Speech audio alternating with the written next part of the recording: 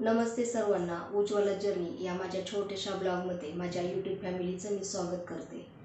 आज आपल्याबरोबर थोड्याशा गप्पा मारण्यासाठी कोण येणार आहे ते आपण पाहूयात. आता मी तुम्हाला सांगितले की आपल्याशी गप्पा मारायला कोण येणार आहेत, तर आई आहे आणि आता तिच्याच तोंडून आपण सगळं काही तिचं जाणून घेऊयात. तिला मी अगोदर सांगते की माझी आई आहे, तर चला आपण सुरुवात करूयात गप्पा मारायला. बालपण कुठे गेलं? माझा जन्म झाला पासुर्डीत आणि नंतर मोठी बहीण तिचं लग्न झालं काहीतरी 1.5-2 वर्षाची असेल. तर मग बहीण तिकडे नांदायला गेल्यामुळे मला तिच्यासोबत लहानपणापासून म्हणजे मला कळत पण नाही 1 वर्षाची का 1.5 वर्षाची असताना मला तिने नेलं इंदापूर तालुक्यात बिगवण म्हणून गाव आणि तिथं मदनवाडीला. आमचे दाजी तिचे मिस्टर शिक्षक होते माझ्याकडे आणि मग तिला करमायचं नाही म्हणून मला नेले. तर मग माझी 4 वर्ष खाली गेली, कारण 7 वर्ष वय झाल्याशिवाय पहिलेला घेत नव्हती. मग मी 7 वर्ष झाल्यावर पहिली, दुसरी, तिसरी, चौथी 4 वर्ष माझी मदनवाडीला शाळा झाली. तर त्याच्यानंतर आमचे मेहुणे याला गेले ट्रेनिंगला. सातारा जिल्ह्यात एकच हे होतं DED, आता आपण DED म्हणतो, पूर्वी ट्रेनिंग म्हणायची. मग त्यांचं ते 1 वर्षाचा कोर्स होता. तोपर्यंत मी आईकडे राहिले.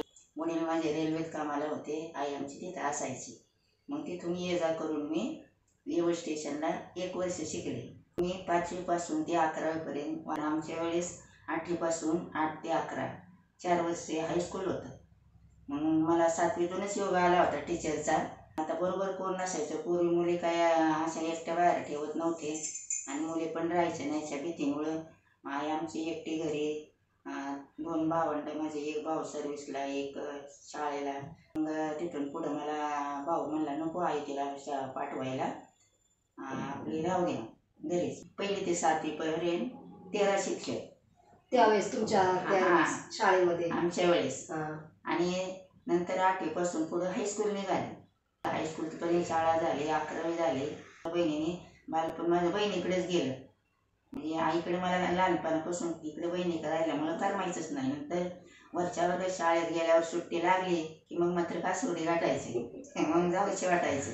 तिकडं माहेरी आई वडील, आईलाही लहानपणापासून कोण नव्हतं. वडील एकटीची 1 बहीण ती गावातच दिलेली आणि आम्ही 4 भाऊ आणि 2 बहिणी. तर 2 बहिणी आम्ही एकत्रच राहिलो लहानपणापासून.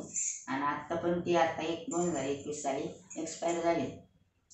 आणि त्याच्यानंतर मग आमचा मोठा भाऊ आणि 2 नंबर हे वायरलेसमध्ये कामाला होते दौंडला.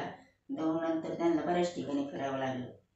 नंतर 3 नंबरचा शेती करीत होता आणि 4 नंबर आमचे वडील रेल्वेत असल्यामुळं वडील एक्सपायर झाल्यावर आमच्या त्या भावाला गोरपडी तिथं म्हणजे ते इंजिन शेड म्हणून होतं, तिथे त्यांना जॉब मिळाला वडिलांच्या जागेवर.